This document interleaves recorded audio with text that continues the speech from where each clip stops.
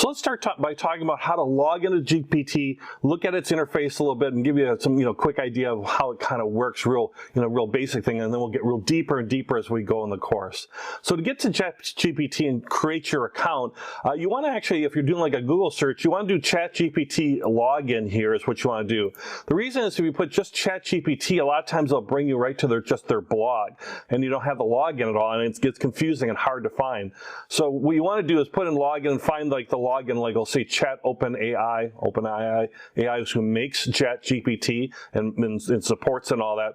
And then once you click on that, or if you just go to chat.openai.com/authorization login, you're going to get to a screen that looks like this. It can update or change at any time, but basically if you're a user already like I am, you can just log right in, and then if you want to sign up, you just click sign up, and they'll just start asking you things like your email and all this. You can see I'm already pretty popular because I'm already have an account with them, but otherwise you just create your account through that. Pretty simple, pretty easy to do. It's free, at least for now it's free, but that could change at any moment as well. But right now it's free to do, and you'll just ask for username, create a password, simple stuff, right?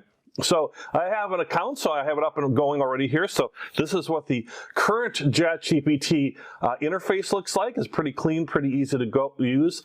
Please understand they're always constantly updating everything. So if it looks a little different, that doesn't mean the course is out of date or anything like that. It's all still current. It just might be how their interface might be evolving and looking. But how you'll use it will be the same, as it just might look a little different. But right now what you see is on the left-hand side, you have these different chats. You can create a new chat or different chats.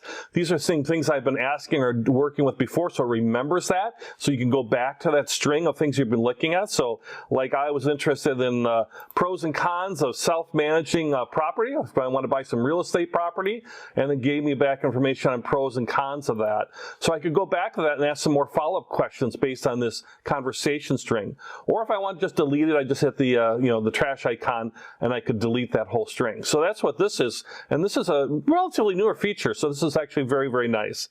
You can clear conversations, there's a dark mode, there's a Discord group if you're that, updates and FAQs, you can find that here. There isn't too many, but if you want, you can find FAQs and stuff, and certainly log out.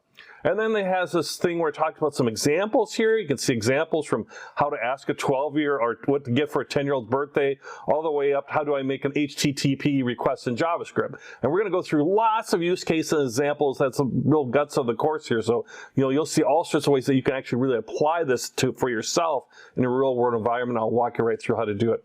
And some of the capabilities, remembering what it said, and you can build on all those things.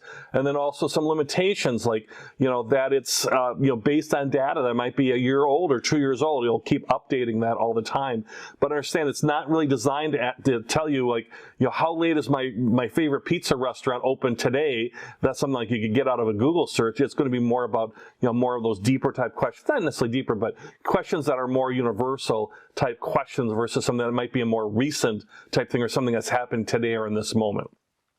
And then lastly, the main part of ChatGPT, really what you're going to use is right down here, right where this little arrow thing is. Again, they could move this to a different part of the screen. But right here where you see my blinking cursor, that's where all the magic happens. That's where you would, ask your questions, whatever you want to do, like how to make pizza, right? And you could just ask it that, pizza. And then it'll answer your question. So I'll hit enter. And this is all in real time, by the way. I'm on my my home internet Wi-Fi. Kids streaming stuff upstairs. So this is about as slow as it's ever going to go. And here it's giving me a recipe on how to make homemade pizza.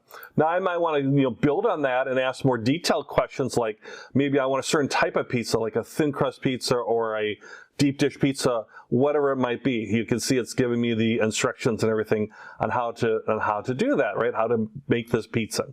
So that's an idea. I'm sure that's fascinating watching how to make pizza. We're going to get into more work type stuff here.